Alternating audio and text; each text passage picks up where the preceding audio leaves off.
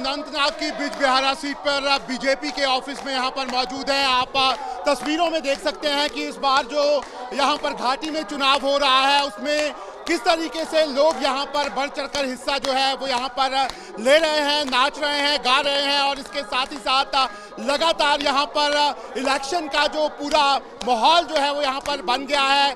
Bijbehara seat की बात करें तो बीजेपी के यहाँ पर सोफी यूसुफ हैं जो चुनावी मैदान में हैं। लगातार वो यहाँ पर अलग अलग जाकर अपना प्रचार जो है वो यहाँ पर कर रहे हैं, लेकिन किस तरीके का प्रचार यहाँ पर हो रहा है, किस तरीके से लोग जो हैं वो यहाँ पर निकले हुए हैं, वो यहाँ पर आप तस्वीरों में देख सकते हैं। हमारे साथ यहाँ पर सोफी यूसुफ हैं, उनसे यहाँ पर बात कर लेते हैं। वो कैंडिडेट हैं इस कॉन्स्टिट्यूएंसी से। सोफी यूसुफ साहब, सालों से आपको हम देख रहे हैं, घाटी में सबसे पुराने नेता हैं आप बीजेपी के, इस बार भी चुनाव लड़ रहे हैं, लेकिन एक तरफ इल्तिजा मुफ्ती हैं, दूसरी तरफ डॉक्टर बशीर हैं। क्या लग रहा है आपको, कहाँ हैं आप?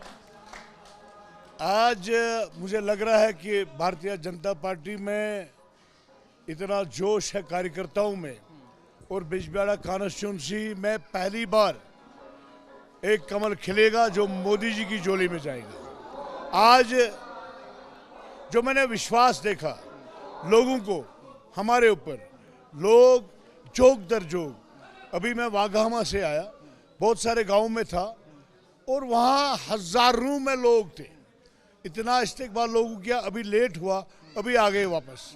और आज मुझे उम्मीद है कि मेरी 25 साल मेहनत जो मैंने लोगों की सेवा में रखी है, अपनी 25 साल अपनी ज़िंदगी, और लोग आज मुझे प्यार दे रहे हैं।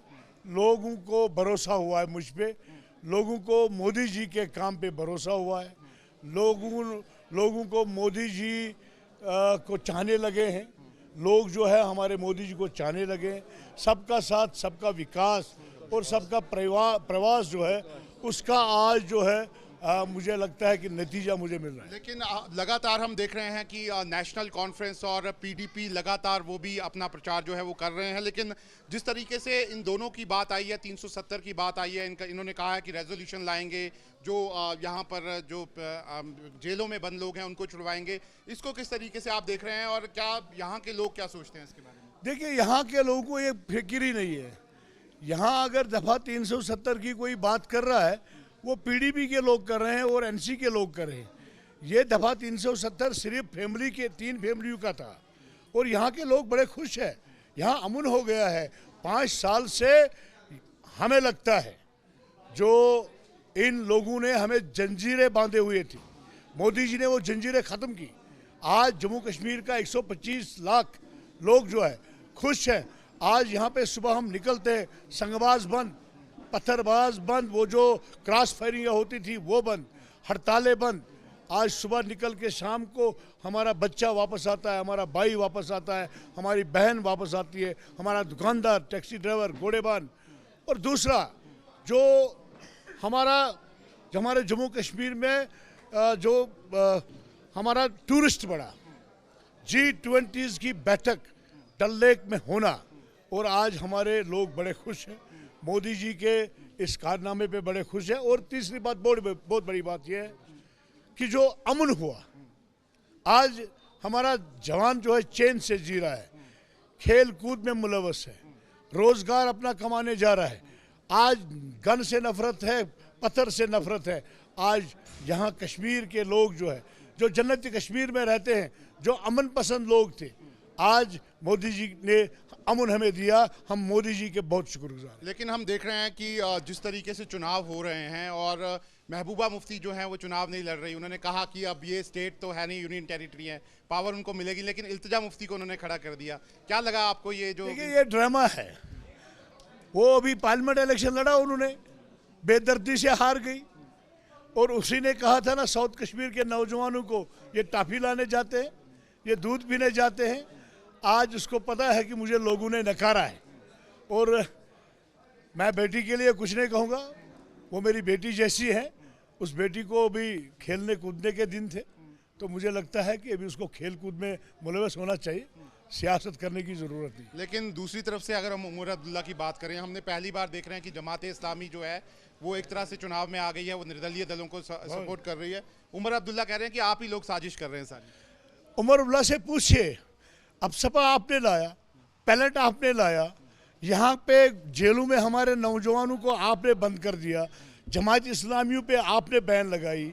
आज अगर मोदी जी के दौर में जमात इस्लामी के कुछ कैंडिडेट इलेक्शन लड़ रहे हैं, वो कौमी दायरे में आ रहे हैं, वो कौमी दायरा उन्होंने आईन हिंदुस्तान को कबूल किया है, आपको क्यों मिर्ची लगी है? तो आने देना उनको, वो भी मैदान में आजमाएं, उनके साथ लोग है या नहीं है। और मैं आपकी वसादत से जमात इस्लामी के उन कैंडिडेटों को मुबारकबाद देना चाहूँगा।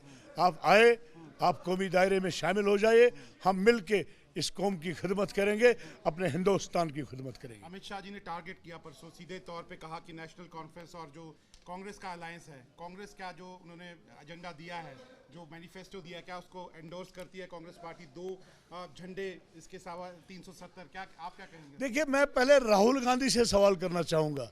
मेरी तरफ से मैं देशवासी राहुल गांधी से पूछ रहे हैं, 140 करोड़ देशवासी। राहुल गांधी जी, फारूक अब्दुल्ला साहब कहता है मैं पाकिस्तान से बात करूंगा, क्या आपको इस मैनिफेस्टो के साथ मंजूर है? राहुल गांधी जी, फारूक अब्दुल्ला कहता है OGWOs को हवा देता है, क्या आप भी उसके साथ मिले हुए हो? फारूक अब्दुल्ला कहता है दफा 370 को हम वापस लाएंगे, 35A को वापस लाएंगे। राहुल गांधी को ये क्लियर करना चाहिए क्या वो मैनिफेस्टो के साथ है।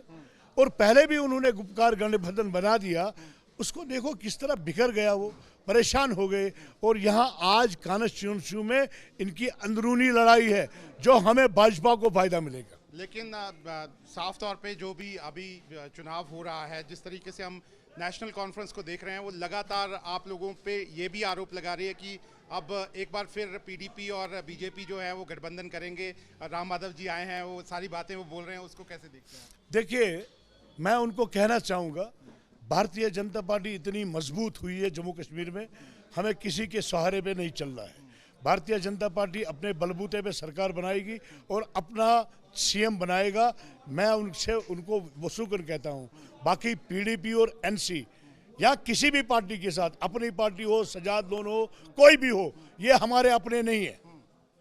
बस हमारे अपने अपने लोग हैं, हम अपने लोगों के लिए यहाँ सरकार बनाएंगे। आखिरी सवाल, अगर जमात इस्लामी चुनाव लड़ रही है, कई इंडिपेंडेंट चुनाव लड़ रहे हैं, AIP वाले चुनाव लड़ रहे हैं, अगर इनको सीट मिलती है तो क्या BJP उनसे? हाँ बिल्कुल, नेशनलिस्ट फोरम जितने भी हैं, जो आईनी हिंदुस्तान जिन्होंने कबूल किया। आप नेशनलिस्ट फॉर्म जिनको बोल रहे हो, जमात इस्लामी, जिसमें अभी भी आपने बैन रखा हुआ है, आज वो मेन स्ट्रीम पे आए हैं ना, वो उन्होंने आईन हिंद को तस्लीम किया है। जब उन्होंने हलफ लिया इलेक्शन लड़ने के वक्त, उन्होंने कहा कि हम हिंदुस्तान की सालमियत को बरकरार रखते हुए कसम खाते हैं, हम हिंदुस्तान की मिट्टी में ही जो है जन्म लेंगे और मिट्टी में ही शहीद होंगे। तो मुझे लगता है कि उनको हमने प्यार देना चाहिए। बाकी रीजनल पार्टियों के साथ सवाल ही नहीं, चाहे वो NC हो, कांग्रेस हो, PDP हो, उनके साथ हम कोई सरकार नहीं बनाएगी। तो आप देख सकते हैं, ये है सोफी यूसुफ। आपने देखा कि किस तरीके से लगातार BJP अपना प्रचार यहाँ पर कर रही है, और साफ तौर पर सोफी यूसुफ का कहना है कि चाहे वो नेशनल कॉन्फ्रेंस हो या PDP हो, किसी से गठबंधन वो नहीं करेंगे, लेकिन ज़रूर अगर दूसरे पार्टी के लोग जीत के आते हैं तो BJP उनसे यहाँ पर गठबंधन करेगी। वीडियो जर्नलिस्ट मोहम्मद यूनुस के साथ शाहनवाज खान, न्यूज़ नेशन।